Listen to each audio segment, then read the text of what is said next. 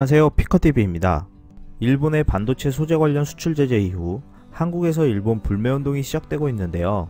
아베 총리가 한국을 우습게 보다가 난리난 현재 상황과 눈치 빠른 외국인들의 발빠른 대처에 대해서 알아보았습니다. 13일 도쿄 케이자이에서 일본 정부는 한국의 수출 규제를 재검토해야 한다고 보도하였습니다. 또한 한일 무역전쟁에서 일본이 절대 유리하다고 할 수 없다라고도 보도하였는데요.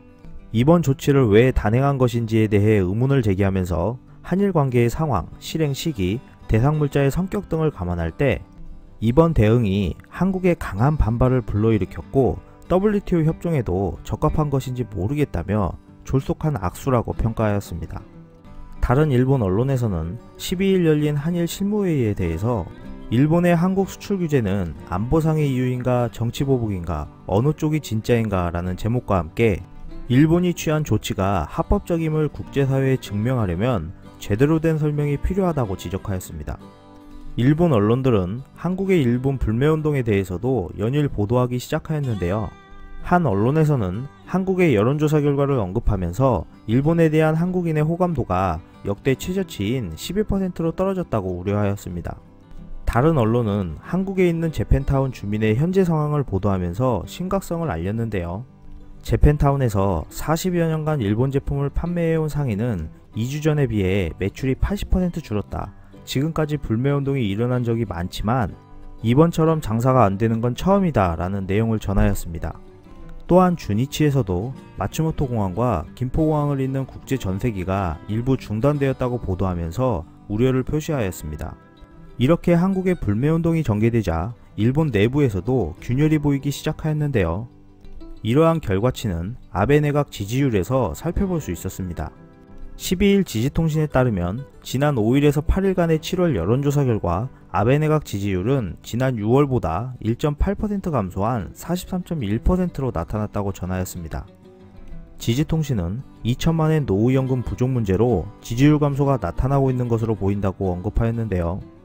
이를 만회하기 위해 아베 총리가 실시한 한국에 대한 수출 규제 조치가 지지율 상승 효과로 이어지지 않는 것 같다는 의견이 나오고 있습니다. 외국인들은 이번 일본의 규제를 호재로 여기고 있는 모양새입니다. 일본의 수출 규제로 반도체 기업들의 어려움이 예상되고 있는 가운데 외국인들은 관련 주식을 더 많이 매수하고 있는데요.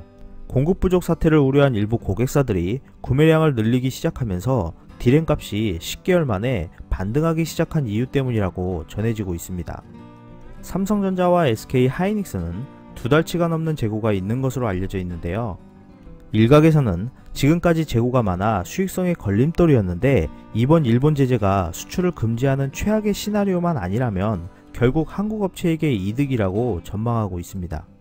현재 한국의 세계 디램 시장 점유율은 75%를 차지하고 있고 세계 시장에서 막강한 영향력을 가지고 있기 때문에 만약 첨단 4차 산업시대의 원유화도 같은 디램 생산에 차질이 생긴다면 이로 인해 발생할 수 있는 세계 경제 충격에 대한 책임이 일본을 향할 것이기 때문에 일본은 반도체 소재 수출 금지까지는 쉽게 하지 못할 것으로 내다보고 있습니다. 일본에서는 최근 한겨레 신문이 일본 정부를 공격하는 듯한 사설들을 쏟아냈다고 보도하였는데요. 일본 주요 신문에서는 생각할 수 없는 일들이라고 전하면서 의외로 멋진 한국의 반응이라고 전하였습니다.